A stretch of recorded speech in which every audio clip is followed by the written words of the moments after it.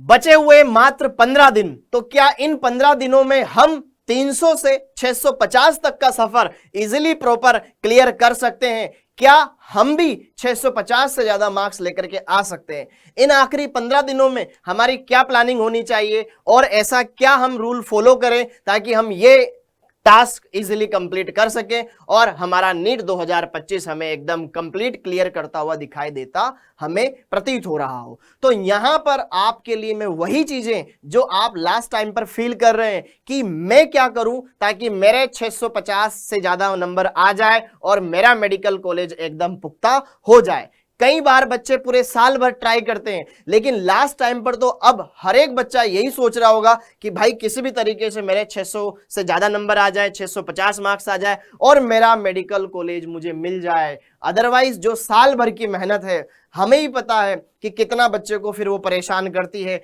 कि हमने इतनी मेहनत करी, सब कुछ किया, लेकिन फिर भी रिजल्ट हमारा उतना बेहतर नहीं रहा जितना हमने सोचा था। और सबसे ज्यादा बुरा इसी महीने के आसपास हमें फील होता है, क्योंकि अब हमारा 15 दिन के बाद एग्जाम आएगा। अगर एग्जाम बढ़िया जाता है तो हमारा सब कुछ बढ़िया बढ़िया हमें फील होएगा, और अगर एग्जाम हमारा अच्छा नहीं जाता है जितना हम सोच करके जाते हैं, और फिर जब उसका स्कोर कार्ड आता है, रिजल्ट आता है, तो यह टाइम सबसे इंपॉर्टेंट है। और इस टाइम को हम कैसे बढ़िया बना सकते हैं ताकि हम भी वो सारी चीजें फील करें, वो सारी चीजें हमें मिले जिसके हम हकदार हैं। तो क्या हमें प्लानिंग करनी चाहिए? सबसे पहला तो एक मोटी मोटी बात जो मैं आपको बताना चाहता हूं सब बच्चों को, जो आपको जरूर फॉलो करना चाहिए इन बचे हुए 15 दिनों के अंदर, वो क्या है कि सबसे पहले तो रिवीजन, कि ये लास्ट 15 दिन मैं इस तरीके से यूज करूंगा कि मैं कम से कम 3 से 4 बार रिवीजन कर सकूं। जब तक मैं 3 से 4 बार रिवीजन नहीं करूंगा मेरा कॉन्फिडेंस बूस्ट ही नहीं होगा, क्योंकि आपने सब कुछ पूरे साल भर पढ़ा है, पूरे साल भर सब बच्चे ने सब कुछ पढ़ा है, लेकिन फिर भी आपके मार्क्स नहीं बढ़ रहे हैं। कमेंट करके बताओ तुम में से कितने बच्चे जिन्होंने पूरे साल भर सारी क्लासेस अटेंड करी है, लेकिन फिर भी हमें यह फील होता है ना कि यार अभी भी कहीं ना कहीं कुछ कमी रह गई है। दूसरी बात, हमें सारे के सारे मॉक टेस्ट लगाने, एक भी मॉक टेस्ट नहीं छोड़ना है। प्रीवियस ईयर क्वेश्चन सब कुछ लगाने हैं। क्या आपने लगाए या नहीं लगाए प्रीवियस ईयर क्वेश्चंस, एक बार ये भी मुझे बताओ, ठीक है। और क्या हमने नए पैटर्न पर क्वेश्चंस लगाए या नहीं लगाए जो नीट 2025 में पूछे जा सकते हैं नए सिलेबस के ऊपर, और क्या हम डेली 12 से 14 घंटे की स्टडी कर रहे हैं या नहीं कर रहे हैं, और इस 12 से 14 वाली स्टडी को, 14 वाले घंटे वाली स्टडी को किस तरीके से हम यूटिलाइज करें ताकि ज्यादा से ज्यादा पोर्शन कम समय में कवर कर सकें, और क्या हमारा प्रॉपर साइकिल सोने का क्या 8 घंटे 7 घंटे है।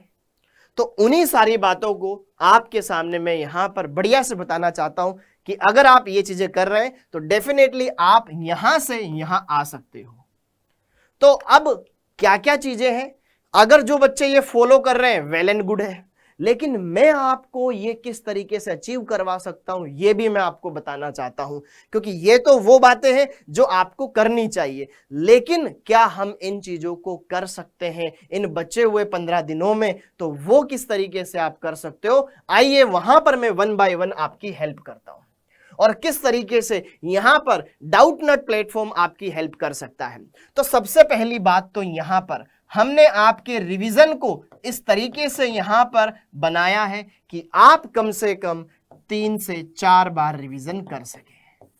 आप देख रहे होंगे कि जो हमारे YouTube पर क्लासेस चल रही है उसमें सबसे पहले हमने PYQs करवा दिए, चाहे हम इनऑर्गेनिक की बात करें, चाहे हम ऑर्गेनिक की बात करें, चाहे मैं फिजिकल केमिस्ट्री की बात करूं, हमारा सब कुछ PYQs कंप्लीट हो चुका है।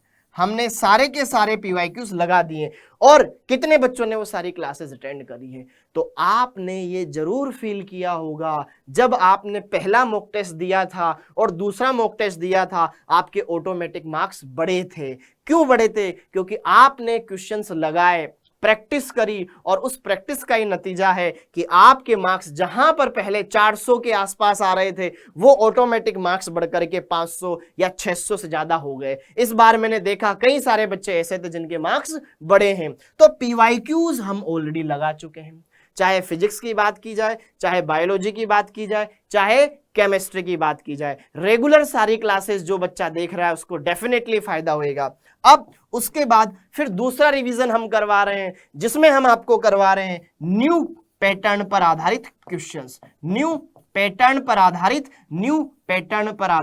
क्वेश्चंस। क्या आपने ये सारी क्लासेस देखी या नहीं देखी, जिसमें मैं आपको ऑलरेडी इनऑर्गेनिक केमिस्ट्री के यहां पर नए बेहतरीन क्वेश्चंस जो कि 2025 वाले सेशन के लिए बनाए गए हैं वो मैं आपको करवा चुका हूं।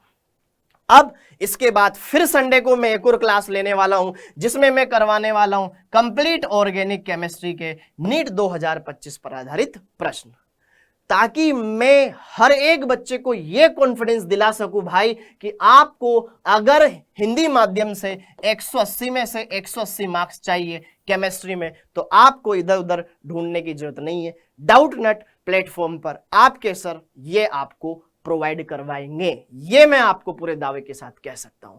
तो 180 में से 180 मार्क्स अगर आप चाहते हैं केमिस्ट्री में, चाहे इनऑर्गेनिक हो, ऑर्गेनिक हो, फिजिकल हो, हर एक पार्ट हम मजबूत करेंगे, तो फिर मैं ये ऑर्गेनिक करवाऊंगा, फिर देन इसके बाद मैं करवाऊंगा आपको फिजिकल केमिस्ट्री, ताकि आप हर एक पोर्शन को कवर कर सके। ये है रिवीजन नंबर 2, जिसमें हम क्या कर रहे हैं, न्यू पैटर्न पर बेस्ड क्वेश्चंस कर रहे हैं। फिर इसके बाद थर्ड रिवीजन क्या होएगा, थर्ड रिवीजन होएगा आपका कंप्लीट 11th और कंप्लीट 12th, जिसमें आपको 11th का जितना भी पोर्शन है फिजिकल, इनऑर्गेनिक, ऑर्गेनिक, वो पूरा रिवाइज करवाया जाएगा।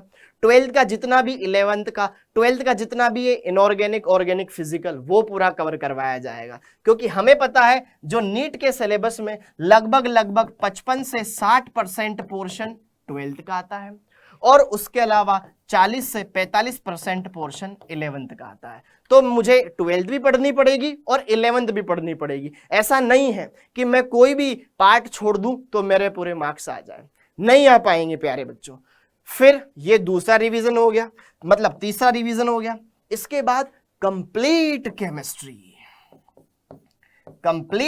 केमिस्ट्री वाला रिवीजन, जिसमें आप पूरा का पूरा केमिस्ट्री अपने आंखों के सामने फील करोगे। तो ये सेशंस आपके लिए इस तरीके से प्लान किए गए हैं कि आखिरी 15 दिनों में हम वो टारगेट अचीव कर सके जिसके लिए हम प्लानिंग बना रहे थे।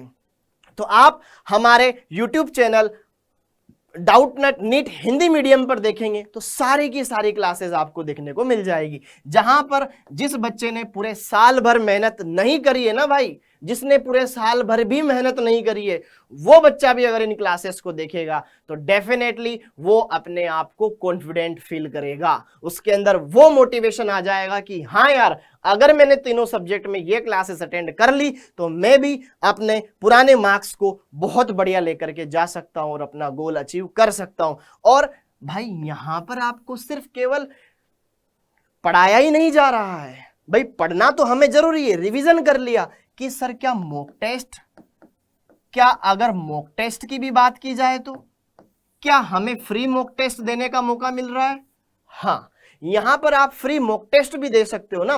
मैंने आपको बताया क्या क्या चीजें जरूरी है, रिवीजन वो हो गया, न्यू पैटर्न बेस्ड क्वेश्चन वो हो गया, रिवीजन 3 से 4 बार, मॉक टेस्ट, ये आपको सब कुछ यहां मिल रहे हैं।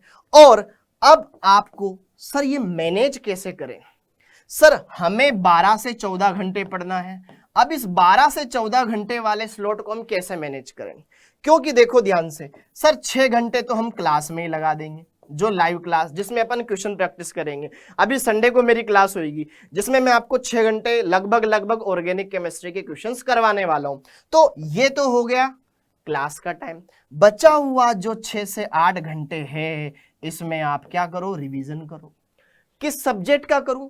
जैसे कि सपोज करो आपने इधर केमिस्ट्री पढ़ ली, तो अब आप वापस से उधर केमिस्ट्री पढ़ोगे तो बोर हो जाओगे कि सर इधर भी केमिस्ट्री पढ़ रहा हूं, इधर भी केमिस्ट्री पढ़ रहा हूं। तो यहां पर आप कोई हल्का सब्जेक्ट ले सकते हो या कोई हल्का टॉपिक ले सकते हो, ताकि आपके दिमाग में ठंडाई बनी रहे। एटलीस्ट ऐसा ना लगे कि आप पे बहुत ज्यादा बर्डन आ गया।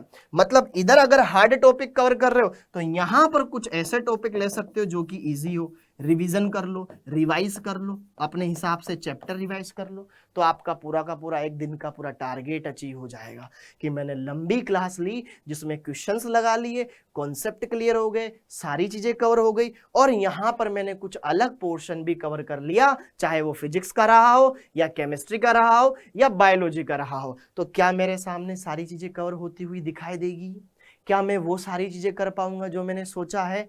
यस। तो यही इतना सब कुछ आपको फॉलो करना है, और इसके अलावा आपके पास बचा हुआ टाइम 8 घंटे का, उसके अंदर आप इजीली अच्छे से अपने बाकी काम कर सकते हो, सोना वगैरह बाकी जो कुछ के, क्योंकि सेहत अच्छी रहेगी तो हम वो सब कुछ हासिल कर सकते हैं जो हम हासिल करना चाहते हैं। ठीक है, तो ये है पूरा 2025 का वो प्लान जिसको अगर आप इन आखिरी बचे हुए 15 दिनों में फॉलो करेंगे तो डेफिनेटली बेटा आप भी अच्छे से नीट 2025 को क्रैक कर पाएंगे। और मेरा टारगेट है केमिस्ट्री में 180 में से 180 दिलाना हिंदी माध्यम के बच्चे को, और वो मैं दिला करके रहूंगा। तो अगर आप तैयार हैं तो हम तो बढ़िया से मेहनत करने के लिए तैयार हैं। तो लग जाइए 2025 के इन 15 दिनों में अपने सपने को पूरा करने के लिए। थैंक यू बच्चों, जय हिंद।